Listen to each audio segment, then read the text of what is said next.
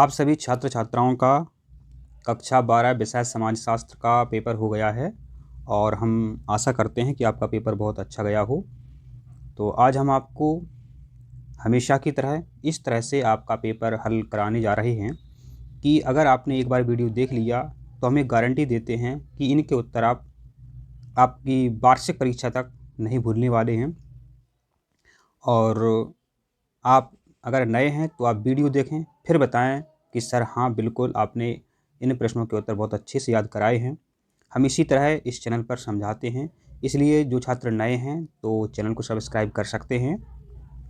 तो आज समाजशास्त्र का पेपर हो गया है, आप घर पर पहुंच गए हैं, तो आप अपने उत्तरों का मिलान कर लें कि आपके उत्तर कितने सही हैं। और पेपर में जो निर्देश रहते हैं बहुत ज़रूरी हैं, उनको सभी को ध्यान से पढ़ना इसलिए ज़रूरी है क्योंकि अब इस तरह से प्रश्न पत्र आ रहे हैं कि लिखा रहता है कि आपको सिर्फ 2 प्रश्न हल करने हैं, 3 प्रश्न हल करने हैं। तो इस तरह आप महत्वपूर्ण निर्देश का अध्ययन करके ही प्रश्न पत्र हल करें। तो सभी प्रश्न अनिवार्य हैं।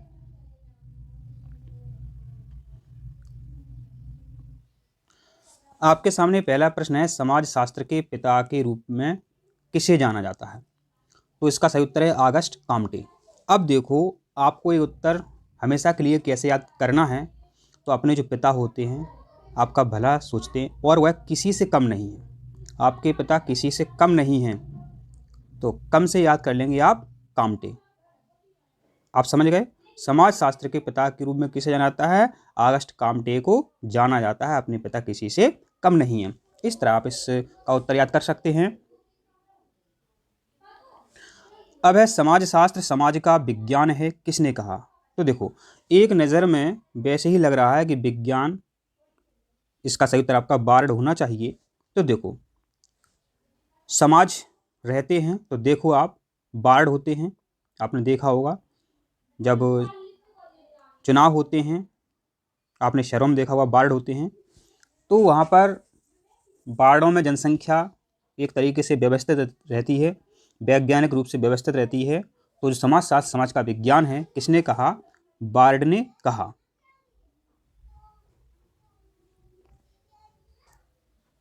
अब है, भारत में सर्वप्रथम जनगणना शुरू की गई। तो हमने आपसे कहा कि आप बताओ कि भारत में सर्वप्रथम जनगणना कब शुरू की गई। तो हमने पहले क्या बोला? आप बताओ, बताओ से याद करो 72।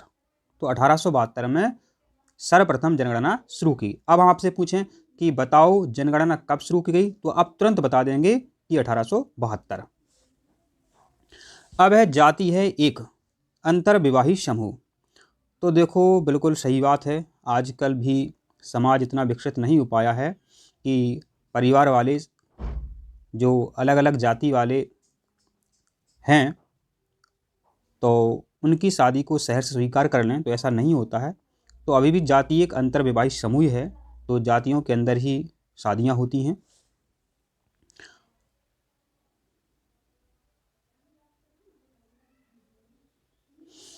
अब है, कास्ट इन इंडिया पुस्तक के लेखक हैं। तो देखो, अभी भी अगर अपन किसी के जाति के बारे में चर्चा करते हैं तो जाति सूचक शब्द का इस्तेमाल करते हैं, तो वो गलत भी है। तो इस पर पुस्तक लिखी थी, तो इसके लिए अपने अंदर एक हट होना चाहिए, तभी हम इस पर काबू पा सकते हैं, जातियों की बुराइयां मिटा सकते हैं। तो हट होना चाहिए। तो इस तरह आप याद कर सकते हैं कि इस पुस्तक के लेखक कौन है, तो G.H. हट्टन है।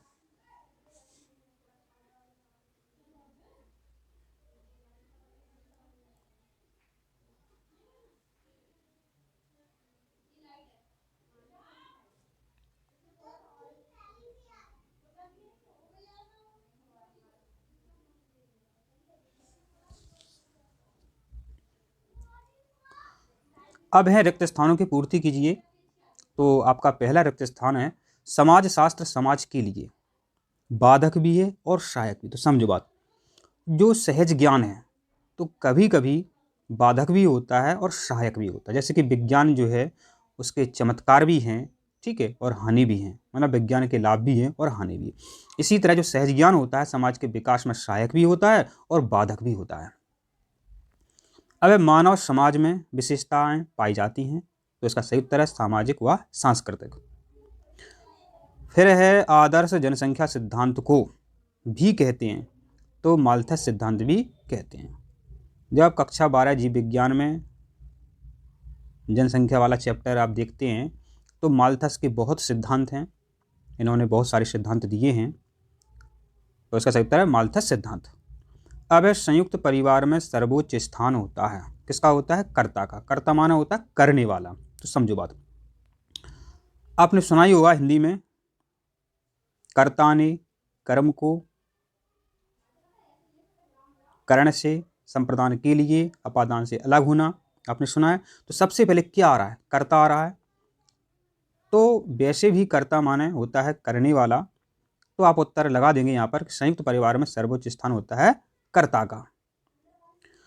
अब है वर्ष को भारतीय जनसंख्या के इतिहास में महान विभाजक वर्ष कहा जाता है, तो इसका सही उत्तर है 1921। इस तरह आपके सभी उत्तर सही हो गए हैं।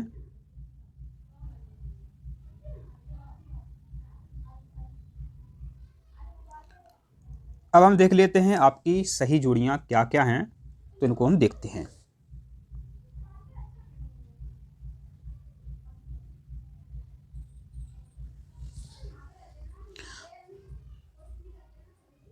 हम आपको बहुत ही अच्छे तरीके से समझाएंगे कि आपको इनके उत्तर याद हो जाएं, आपको रटना नहीं है, ठीक है। तो देखो, सामाजिक संस्था, इसका क्या उत्तर सही है वो देखो। आजकल आपने देखा होगा गरीब लोगों के विवाह एक उसके द्वारा कराए जाते हैं, जहाँ बहुत सारे विवाह होते हैं, उनका क्या बोलते हैं, उनका नाम हमें ध्यान नहीं आ रहा है, सम्मेलन, ठीक है।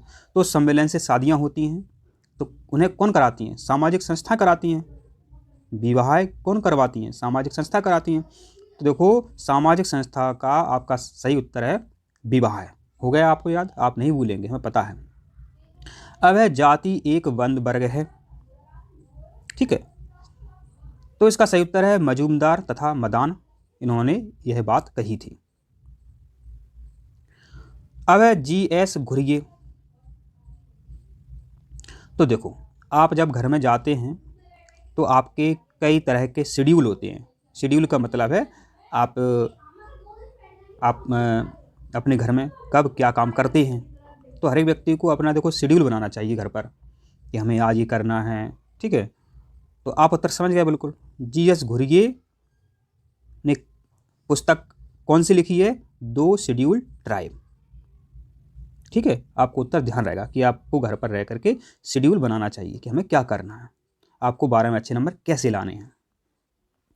फिर है समाज पुस्तक के लेखक, ठीक है। इसका उत्तर देखो हम आपको याद कराते हैं। आप एक बात बताओ, जो पुस्तक है, पुस्तक में क्या होते हैं? पेज होते हैं। पुस्तक किससे बनती है? पुस्तक को बनाना है, बनाना होता है मेक, मेक माना बनाना। तो समाज पुस्तक लेखक हैं मैकेवर एवं पेज। हो गया याद? कोई दिक्कत? ठीक है। अब एडम स्मिथ। तो देखो, आजकल आपने देखा होगा कि ऐड बहुत आते हैं, तो ऐड देना अच्छी बात है। ऐड नहीं आएगा तो सभी व्यक्ति आपके प्रोडक्ट से परिचित कैसे होंगे, खरीदेंगे कैसे? तो देखो, इसके लिए अगर आपने अर्थशास्त्र का अध्ययन किया है, आप अर्थशास्त्र के पितामह हैं, तो बिल्कुल आप ऐड चलवाएंगे। ऐड चलेगा, वस्तुएं आपकी बहुत ज़्यादा बिचेंगी, आपको लाभ होगा। एडम स्मिथ, तो यहाँ से अपन ने ऐड से याद कर लिया कि एडम स्मिथ जो हैं अर्थशास्त्र के पितामह हैं।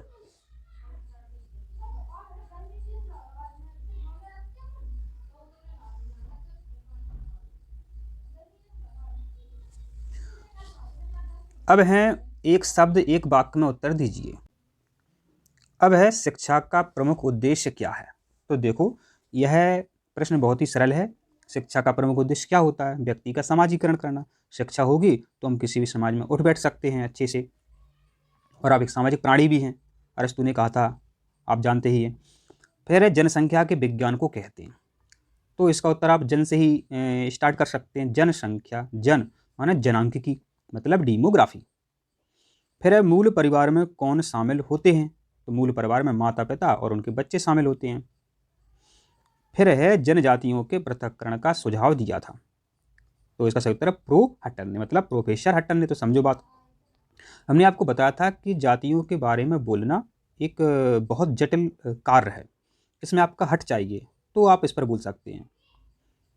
तो इससे आप उत्तर याद कर सकते हैं कि जनजातियों के पृथक्करण का सुझाव दिया था प्रो हट्टन ने, मतलब प्रोफेसर हट्टन ने। फिर है जाति व्यवस्था का सबसे कठोर नियम क्या है? तो इसका सही उत्तर है अंतर विवाह। क्योंकि आजकल आप देखते भी हैं कि जाति से बाहर शादियां बहुत ही कम होती हैं, क्योंकि समाज इन्हें स्वीकार नहीं करता है।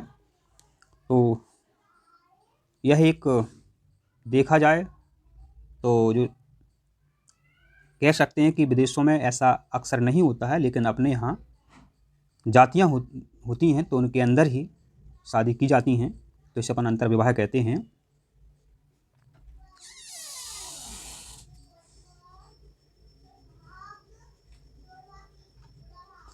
यह है आपके लघुत्तरीय अति लघुत्तरीय प्रश्न हैं, बहुत ही इंपॉर्टेंट है, वार्षिक परीक्षा की दृष्टि से बहुत बहुत इंपॉर्टेंट हैं, इन्हें आप अच्छे से याद कर लें। सभी प्रश्न बहुत सरल हैं, हम आपको दूसरी वीडियो में इनको समझा देंगे, इसलिए आप नए हैं तो चैनल को सब्सक्राइब जरूर कर लें।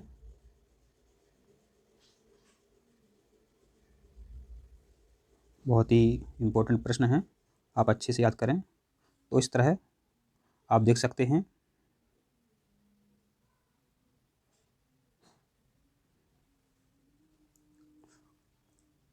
हमने आपको सभी प्रश्नों के उत्तर अच्छे से समझा दिए हैं।